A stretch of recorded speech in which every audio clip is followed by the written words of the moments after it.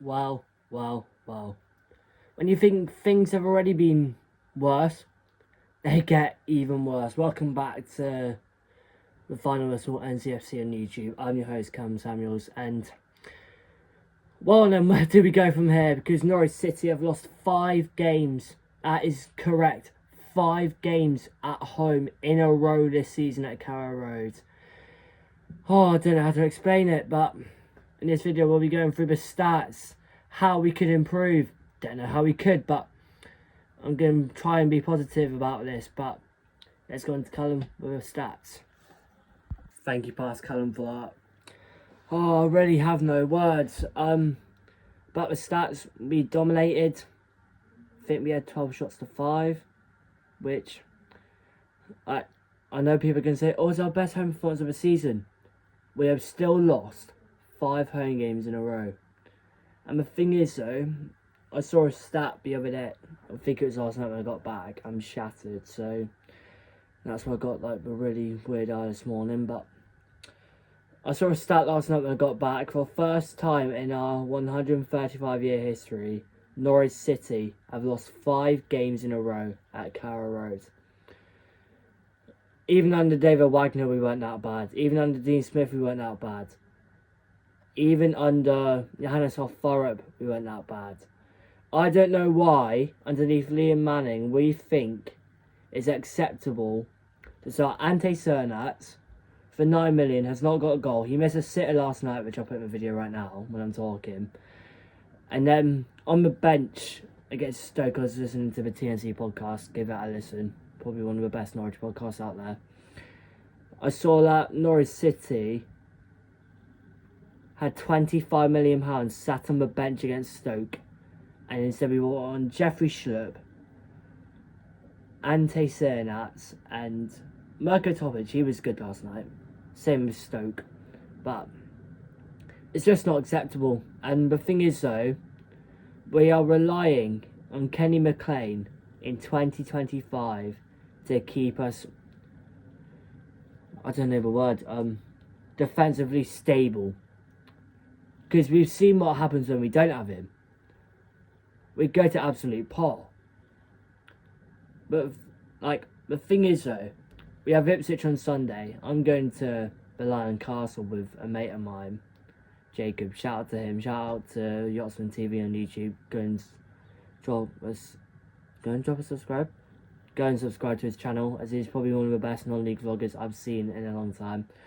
But yeah, we have Ipswich on Sunday. I am absolutely terrified about that. But right now, we'll talk about the West Brom game. 24,000 were there. That is probably the worst attendance I've seen as a Norwich City fan in my lifetime. I didn't remember the League One days, but as it stands, we're going to League One. But let's get into Callum with the player ratings. Thank you once again, Past Callum. Right, the player ratings. Players that started will be up there. First of all, Fallon Kovacevic. Once again, kept us in the game. I'm going to give him an 8 out of 10. I know I'm being generous, Norwich fans, I know, but without him, it could have been 2 or 3 again last night. So I'm giving Kovacevic an 8 out of 10. But Jack Stacey, he looked passionate. I remember there was a moment in the first or second half yesterday, I think it was the first half, in which, like, he fought to get the ball. He kept it in and got across him. Like, I know that sounds stupid. I know that's what players should be doing, but we're not seeing that. Only Jack Stacey's doing that, so I'm going to give him a 7 out of 10. Harry Darling, I reckon a 7 out of 10. Like, he's so good defensively. Like, same reason as Stacey and Kovacevic. Like, if we didn't have him, it couldn't easily been 3 or 4, but Cordoba, right. I think he's won a competition to be a footballer. Seriously. Like, I know that some people are going to be like, oh, but he played better against West Brom than he did against Wrexham. No, he didn't. He was so out of position for their goal. And I don't think he's right for this team, so I'm going to give him a 4 out of 10. And then Callum Fisher, he was sloppy for that goal, got beat too easily by Ellen Jr. He just didn't look up to his best. I'm going to give him a 5 out of 10. Pal Matson, he's someone that I'm excited about. Like, I know that, like, he only came in because we sold you-know-who to that team who were playing on Sunday, but I really do think Pal Matson could be the answer that we need in midfield. Like, he carries the ball like so majestically across the field, and I really do think that if we do like need a goal this season, which at the moment we don't seem like getting at all, I think it's now. That's what I said. I thought I was going to say 2 home games, but it's now 3 games in a row. No, 4. Cov, Wrexham, Stoke, and West Brom. It's Josh Sargent's been also. We'll get into him later. But Pal Matson, I reckon could be like a great player for us this season, so I'm going to give him a 6 out of 10. Alongside him, Kenny McLean. Like I said earlier in the video, if we don't have him with, you know what, I'm not going to swear in this video. I never swear in my videos, but we're basically done for. But I'm going to give him a 7 out of 10. Right, and then the front 4. Oscar Stratel playing as a cam, he's a cam playing as a right winger. I don't know what Liam Manning's using that, but he did look good. He did cause a couple of chances. Like, he did get a run down that right hand side in the second half, but he's not a right winger. Everyone can see that, so I'm going to give him a 5 out of 10.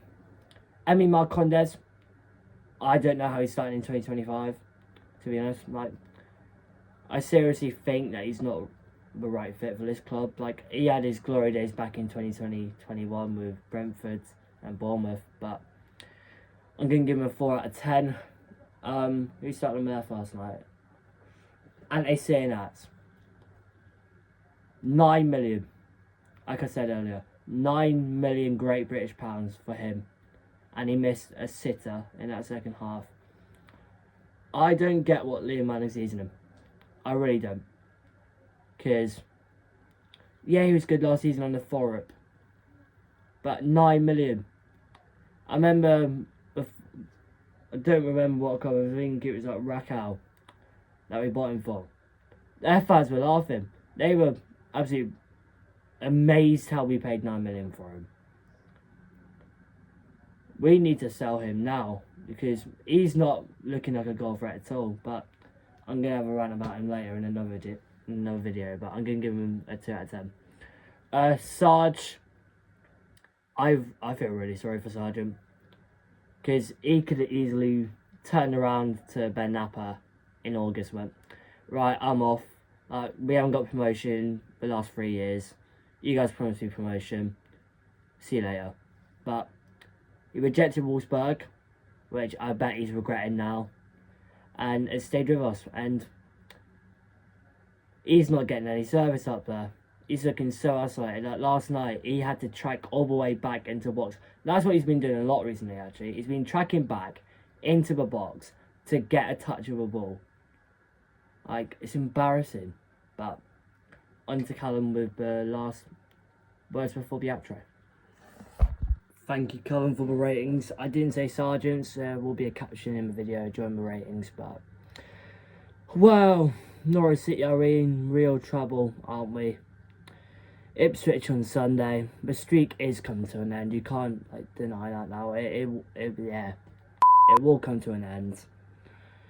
16 years, it's been good, huh? But if we somehow don't lose to them, they'll never beat us.